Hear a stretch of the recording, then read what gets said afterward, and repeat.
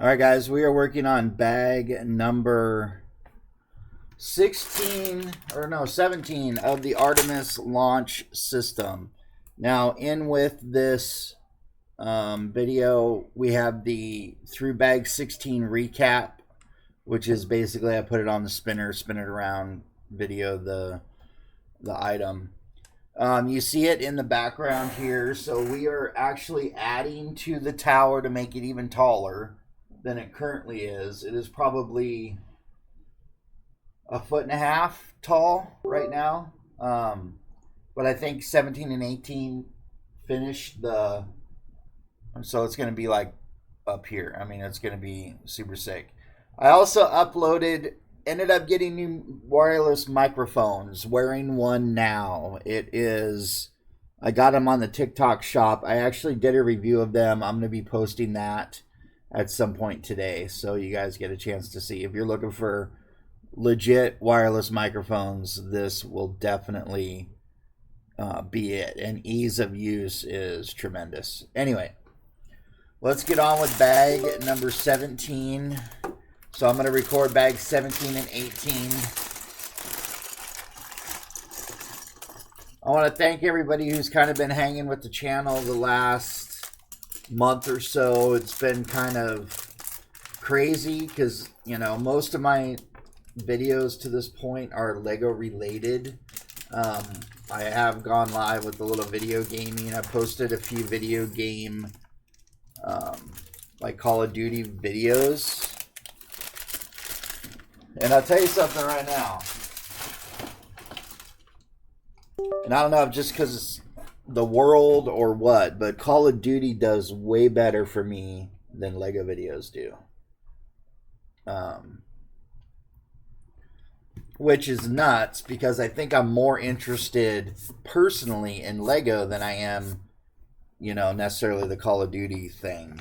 But yeah, they do a little TikTok insight.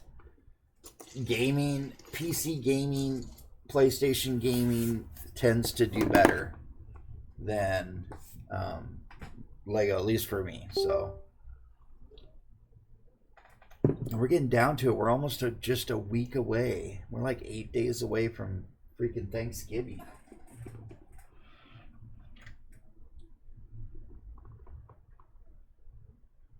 And that completely sucks because seems like we just had Halloween. So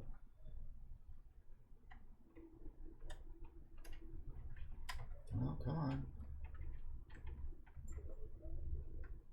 There we go. That popped off for some strange reason. Or at least not my world. It's not strange. It's probably an idiotic calculation on my part, but that's okay. So I'm turning the base around because this is the side we're going to be working on. I know you're not going to be able to see it in the camera, but once I move it to the back again, you'll be able to see it clearer. But yeah, Thanksgiving coming up. Do you guys do a lot of special family stuff? I know that's, you know, 'tis the season. We're getting into the huge amount of family get-togethers. Thanksgiving usually kicks off that season. All right, so we just added a support beam, and now we're going to be adding, which I don't need this right at the moment, so we will put it back over here. So if you see, I've added this support right here, and then we're going to be adding these to it. And that's what I'll be currently working on. So I know with our family, holidays are extremely important. Stacy and I have kind of a different familial upbringing. Holidays were important when I was a kid, but for sadistic reasons, I think. And what I mean by that, anybody that was raised in my generation, if you were to look at the way that you were dealt with in today's lens, you would say that kid is abused. Right? Because I grew up, and not saying that I feel like I was abused physically or anything. Emotionally, well, that could be another thing. But, it was very common that if you looked at your parent cross-eyed, they'd beat the shit out of you. Just kind of common practice back in the day. And obviously through today's lenses, that would not play out very well. Come on, where are you? So our get-togethers, even though we got together as a family when I was a kid, and I say family like immediate, one of my fonder memories I've had, oh, holy hell, I can't seem to see it. Oh, there it is. One of my fonder memories growing up as a kid, we would go to my aunt and uncle's house. My uncle Wes, my Aunt Sue. We would go to their house for Thanksgiving, and that usually kicked off the holiday celebration, because my cousin Marty and I, she and I would insist on watching Christmas Vacation on Thanksgiving, and that usually would kick off the holiday season for at least the two of us.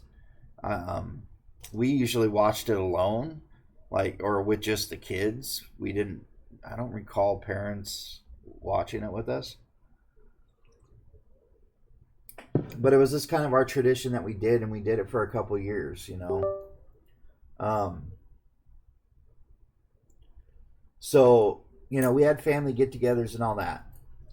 It wasn't until I was ushered into the doctor family that I realized that any family get-together that I had previous, that was fake.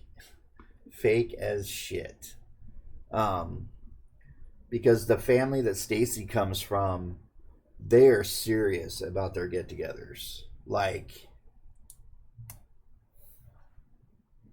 Which is, great for that family, but it's also kind of depressing because you realize that the shit you did as a kid, it wasn't probably as good as it appeared at the time, because you're seeing it now through somebody else's get together, and holy crap. Because when it comes to them, they do family get-togethers correctly. So every year, family gatherings are huge in the family. We don't get together with my side of the family. We haven't for years. And that's a whole nother thing I can get into at a later time if somebody's curious. But, I don't get along with my sisters, my mother, all that stuff. So we don't spend any time with them at all. So when I say family get-togethers, I'm talking about Stacy's side of the family, which, I have adopted as my family. Because frankly, they know how to treat a person. It's not like super fakey shit that you're used to seeing in family gatherings.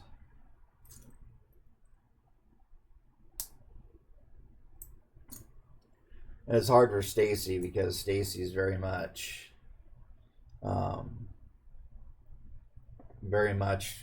family is necessary. Shit, she talks to her mom on the phone every single day. I haven't had a conversation with my mother in 7 years. And we just came out of my niece being killed by a drunk driver and having to go through all of the the funeral stuff, the lead ups to all that. My mom and I still never really had a conversation with each other. So, yeah.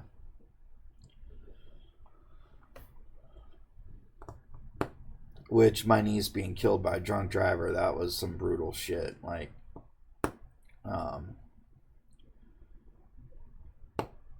yeah, it's just god awful.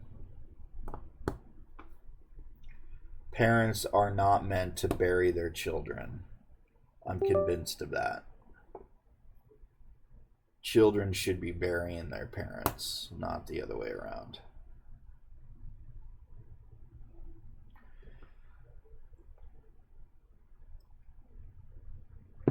All right, so after we do 17 and 18, we're going to do a bit of gaming today.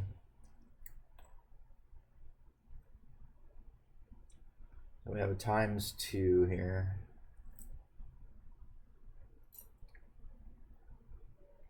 So we'll get all this shit up today.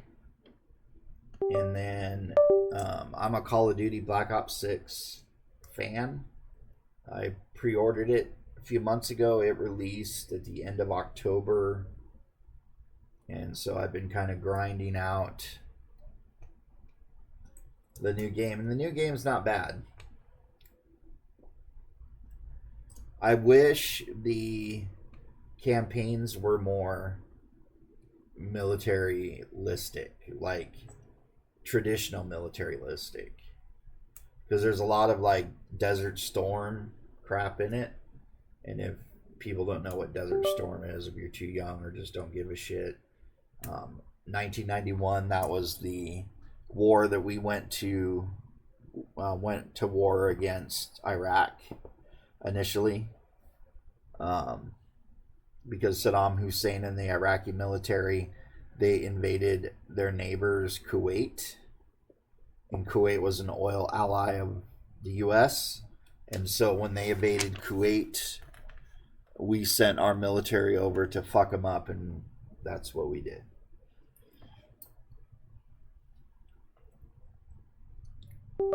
Which for me as a kid, it was extremely disturbing, because now I'm, 1991, so am I like, what, 8th grade? Freshman in high school? Graduated in 95, somewhere in that range. And all of a sudden, I didn't grow up with war.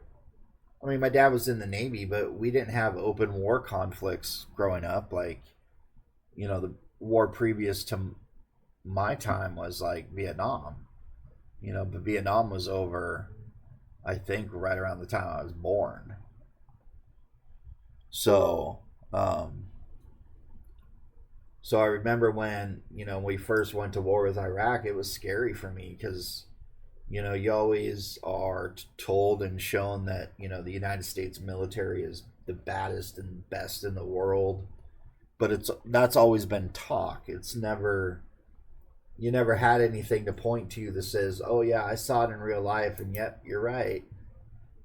So the first Gulf War, Desert Shield, that became, Desert Shield, then transferred to Desert Storm, was scary as fuck as a kid. Like, I didn't know what to think. And I remember thinking to myself, though, like, worst case scenario, what happens if we lost? Like, we went to war with Saddam Hussein, but what if Saddam just beat our ass? What does that do to our country? So not only are you worried about, troops and families and, but then the other side of the coin was like, well, what happens if we lose? Like, what would be the like, holy crap, that's kind of scary. And especially for me, because I grew up in the Cold War. I grew up, we were told you hated Russia because Russia was the enemy. Come to find out, I'm 47 now, so all these years later, yeah, Russia does some evil shit. Iron Curtain collapses. Russia decides, fuck it. Let's go fuck up, Ukraine. I could go on for hours about that. So, but that was the ultimate fear when I was a kid, was nuclear attack by Russia, because Russia was our enemy. So I screwed this up the last time. All right, that's right. I mean, I remember as a kid we would do nuclear air raid drills in school, and we were always told when we were in school that, you know, if a nuclear bomb went off, which is so stupid, you know, you learn as an adult, but if a nuclear bomb goes off, get under your desk. What the hell? I mean, as a kid, you're following instructions, right? So you're like, oh, okay, yeah, I'm getting under that, and I'm getting under the desk fast. Well, the reality is the desk wasn't going to help jack shit. So, you know, you were worried about radiation fallout. That was like our concern as a society back in the day. And then come to find out, the um, the nuclear fission bombs, or is it the hydrogen? One of the ones we have now, they don't have radiation fallout like the ballistic missiles and stuff, the nuclear bombs that we had in the like 60s and 70s, or the ones that we dropped on Japan. They don't have the nuclear fallout part of that. They're destructive as shit, and most likely, if you're in the vicinity, your ass is dead. You know, it's so much more powerful, but it's not as like detrimental to um,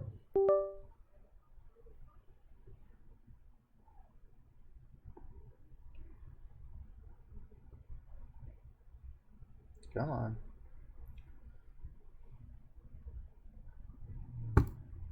There we go. There we go. But anyway, yeah, so even the fallout part is not as bad this day and age. I remember being a kid though and just being deathly afraid. Like anything Russia was like scary. Scary, scary.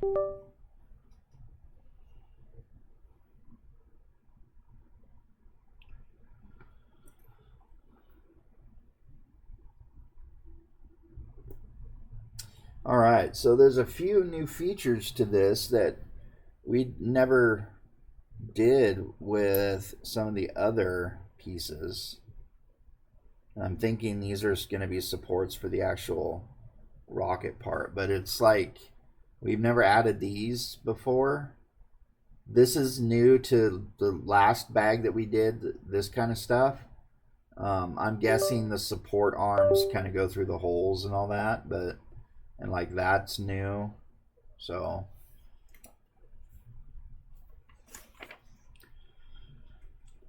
all right, we got to put this on now.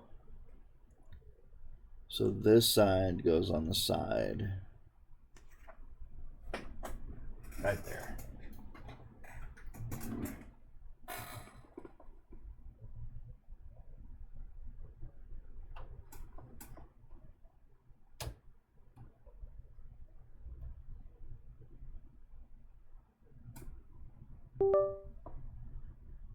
Just like that.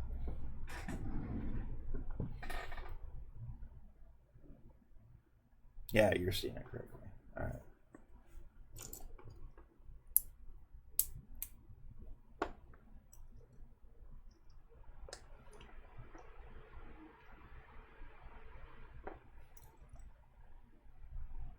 We had a gnarly windstorm, and what were they were calling it a bomb cyclone in our area,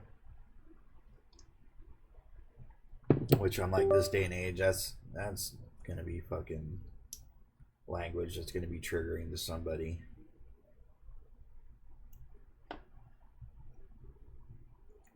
And yeah, so we didn't get it super bad, but like where Stacy's parents live, they live in an area that's kind of, they have a farm, and so they're kind of out in the boondocks a little bit. And you know, due to the fact of where they live, they're surrounded by trees, and you know, it's not as like, I guess like a super as well kept as like a city environment is. And so they always get like heavy winds and funky weather at their place.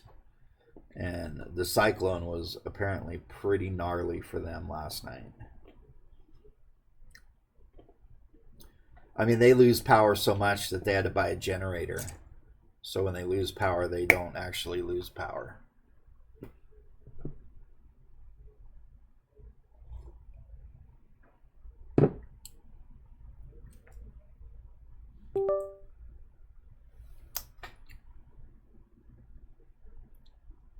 All right.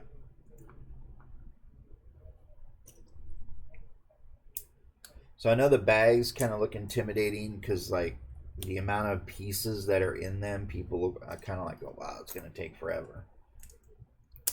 But you're repeating the girder thing like twice in one bag, and it goes pretty fast with that, so it's not as dragging out as one might assume. You know what happens when you assume. In my case, I'm usually right, so that's usually what happens when I assume. Although I'm sure Stacy would disagree with that wholeheartedly. So this goes on this side. There. And in the back, and push it down. So this is the support column. And we're basically repeating the process again.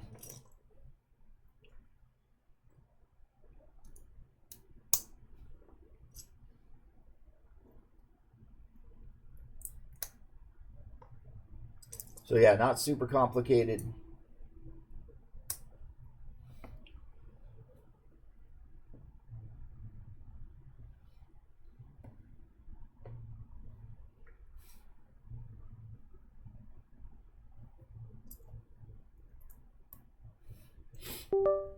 I think one of the things that, you know, you kind of fear as you get older, at least for me, I do.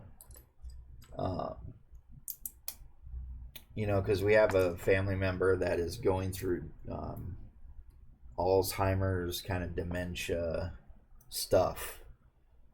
And one of the things I always feared getting older was like my mind going.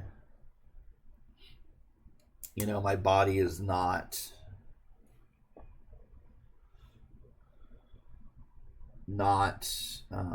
because I'm disabled, it's not kind of up to spec,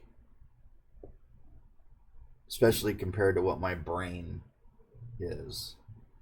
And so one of my like ginormous fears is like losing my cognitive ability, because that's the one thing that I'm actually, as far as I'm concerned, I'm proud of, is my cognitive. So but what's nice is the video game thing kind of helps you keep your brain sharp.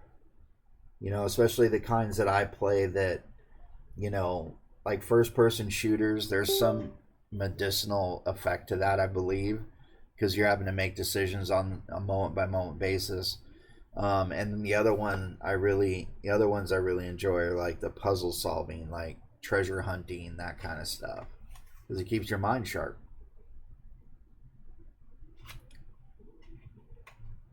Because the last thing I want is something to happen where I lose that. That would be scary for me. You know, especially that when I'm seeing what Stacy's grandmother's going through.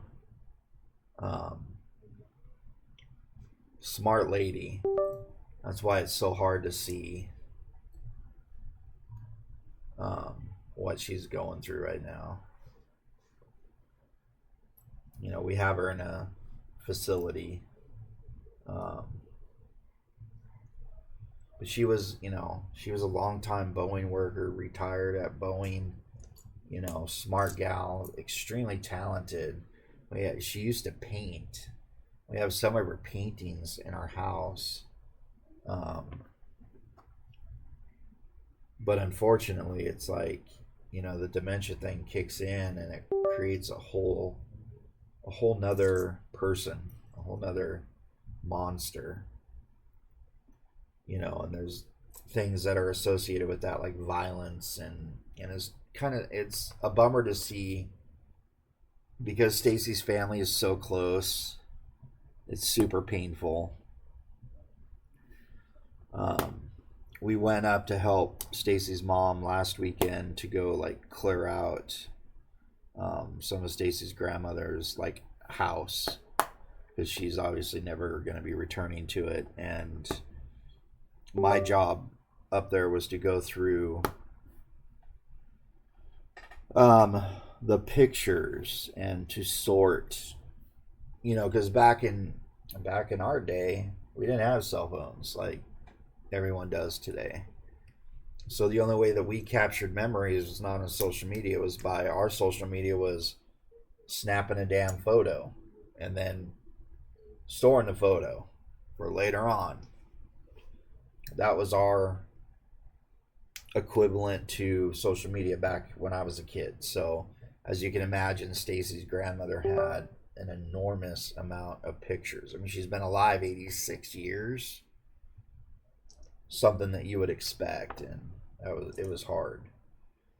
Stacy was particularly close to her grandfather when Stacy's grandma's husband.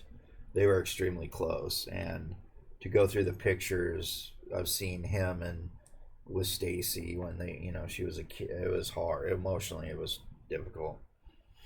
Very, very tough.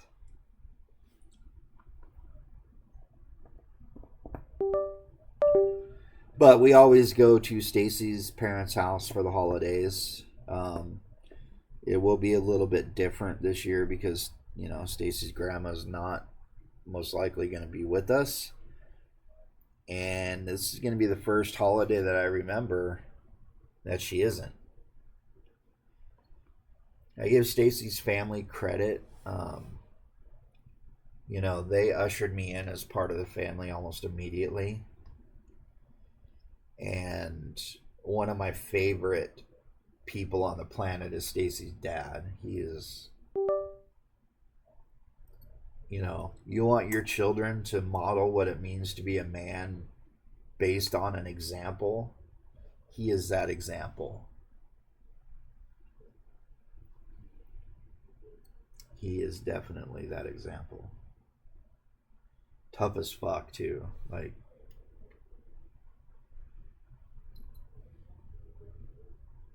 so, yeah. Good guy.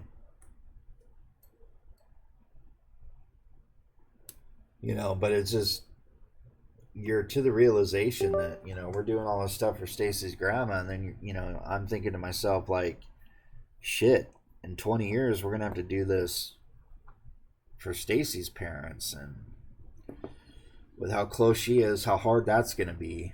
I mean, that's going to be, fuck.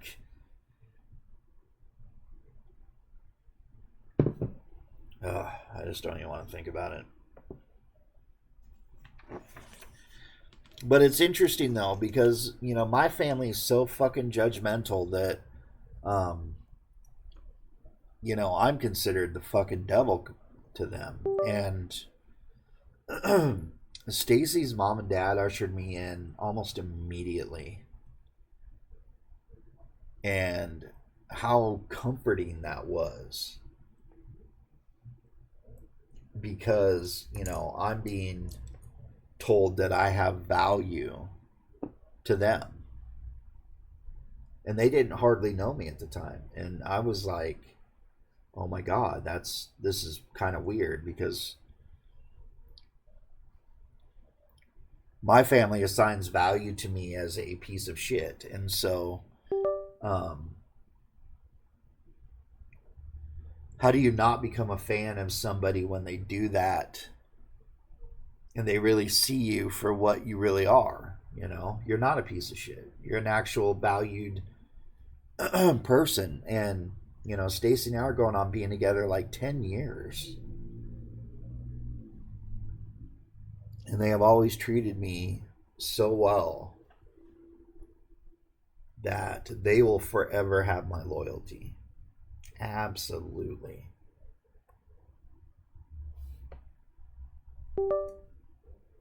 They are some of the salt of the earth people.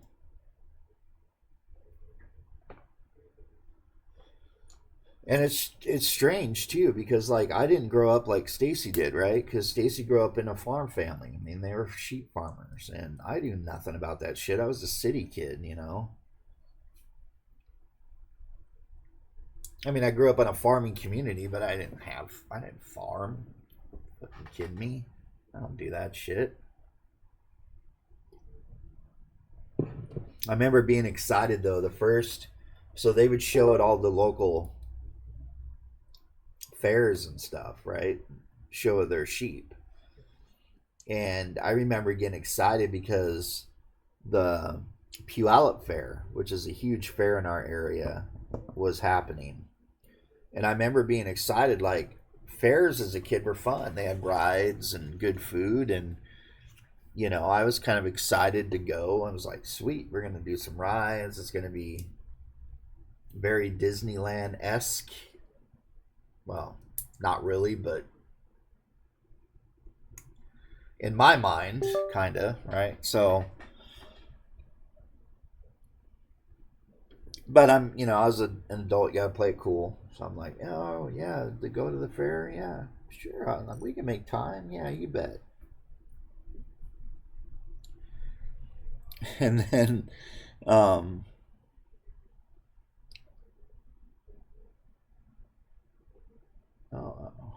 hold up. And then getting to the fair, because they have, their spots in the barn, and I was like, sweet. So we get to the barn, we unload the kids and the stuff, and then I'm like, all right, let's go. And Stacey's like, go? Where are we going? We're gonna go do the rides. Oh no, we don't do that. Like, what are you talking about? Oh no, we sit in the barn. Like the whole time? Oh yeah, we sit in the barn. It smells like shit in here. Yeah, that's what we do. And I'm like, no, we're not. Like, what the hell? You gotta remember, Stacy has 30 years of barn, right? Like, and yeah, I was like, that was a culture shock. I'm like, sitting in the fuck that. So one of the funny things that happens is one of my favorite fair foods is corn on the cob. You know how they do it. You know how they do it at the fair. And Stacy's mom makes fun of me because really it's shitty corn that they doctor up with stuff they sprinkle on it, but I always get it because it's like a comfort food thing, right? So now every summer when we do our July 4th get together and everything, she makes it a habit to go and prepare fair corn for me. Reminds me that it's shitty corn every year. But she does that and goes out of her way to make sure she does that because I dig it at the fair that she laughs at me about. So that's the kind of people they are, though.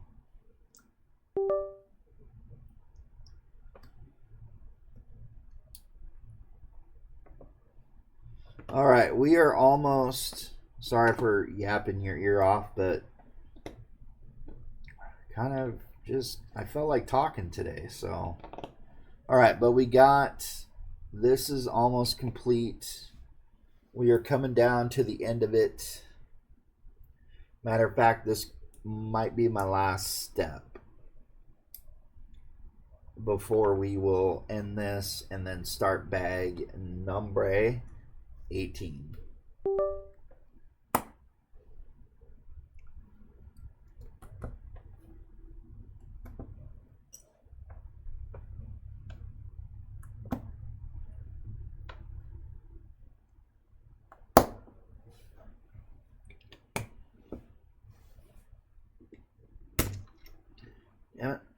push too hard.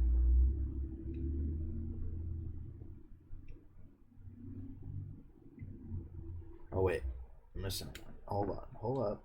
Wait a minute. There we go.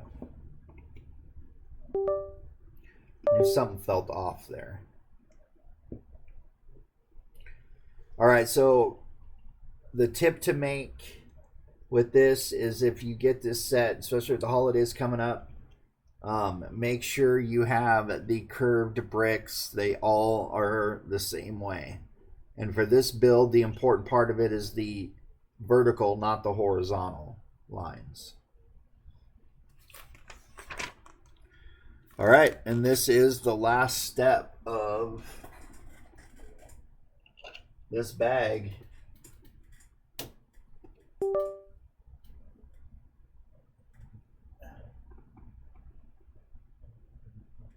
And we are basically repeating the process on the next one. So, but I think it is going to be the last of the tower.